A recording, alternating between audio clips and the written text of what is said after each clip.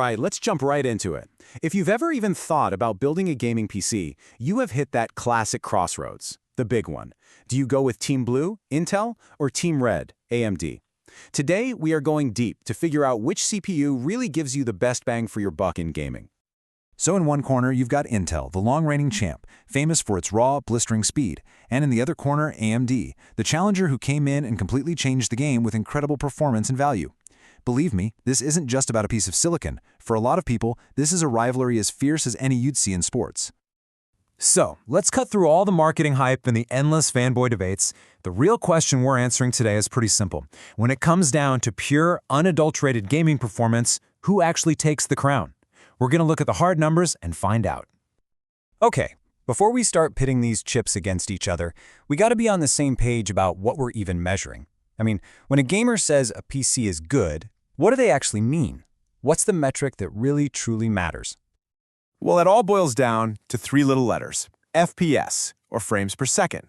Just think of it like this. It's the number of pictures your game is drawing on your screen every single second.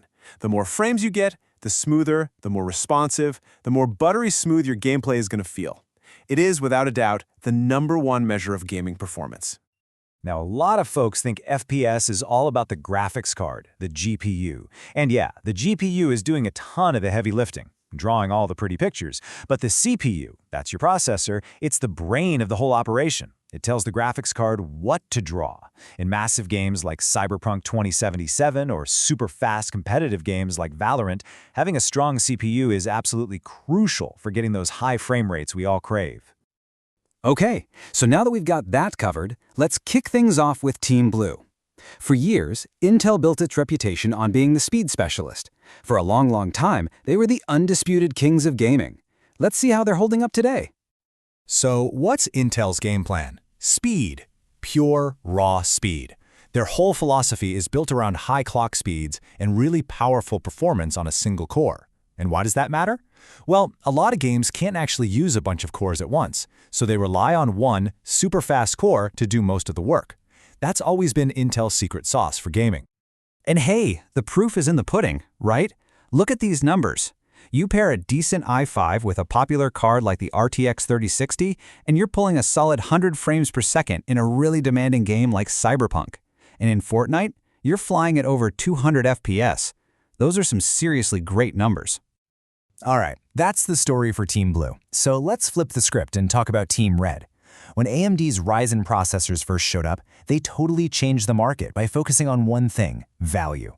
Let's dig into their approach. You see, AMD took a different path. While Intel was all about making 1 or 2 cores go incredibly fast, AMD's big idea was to give you more cores for your money. And this is a huge deal if you're doing more than just gaming, like streaming your gameplay or just having a bunch of other apps running in the background. And when you look at their performance, man, you can see just how competitive they are. That same RTX 3060, but with a Ryzen 5, is getting around 95 FPS in Cyberpunk and 190 in Fortnite. Yeah, it might be a few frames behind Intel, but wow, it is an incredibly close race. Okay, we've seen them in their own corners. Now it's time for the main event. Let's throw these processors into the ring for a direct showdown, putting the real-world gaming numbers right next to each other. Now, in those super competitive esports games like Valorant and CS2, this is where a small but pretty important difference shows up. Intel just consistently squeezes out a bit more performance, usually around 5 to 10% more FPS. Now, for a casual player, you'd never notice. But if you're a serious competitor, that tiny margin could actually be the difference between winning and losing a round. But what happens when you jump into those huge, gorgeous, graphically demanding games? Well, the story completely flips. In games like GTA 5 or Cyberpunk 2077, the performance difference basically vanishes. They are nearly identical. At this point, both CPUs are so good that your graphics card actually becomes the main thing holding you back, what we call the bottleneck. So, what does this all mean? It means there is no single best CPU for everyone. Not anymore. The right choice really, truly depends on you. So let's pivot from just raw numbers to some real advice that can help you find your perfect processor match. And the first step is super simple. You just have to ask yourself one question. What kind of gamer am I? Your answer is going to point you directly to the right CPU. So, are you that hardcore esports player? Do you live and breathe games like Valorant, CS2, or Fortnite, where every millisecond counts? If that's you, the choice is pretty clear. That small but consistent FPS advantage you get from Intel might just give you that competitive edge you've been looking for. But hey, maybe that's not you. Maybe you're a streamer, a content creator, or maybe you just like to have Discord, a web browser, and Spotify all running while you game. If that sounds more like you, then AMD is probably the smarter bet. Those extra cores you get with Ryzen are fantastic for handling all that multitasking, giving you amazing all-around performance and just incredible value.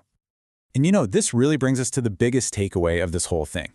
In the last few years, the performance gap between Intel and AMD has gotten incredibly small. For most gamers, the graphics card you pick is going to have a way bigger impact on your frame rate than whether you go with Team Blue or Team Red. Which leaves us with one last question to chew on. When the performance is this neck and neck, and both companies are putting out absolutely fantastic products, what are you really choosing? Are you picking the technology that best fits your needs, or are you just picking a team?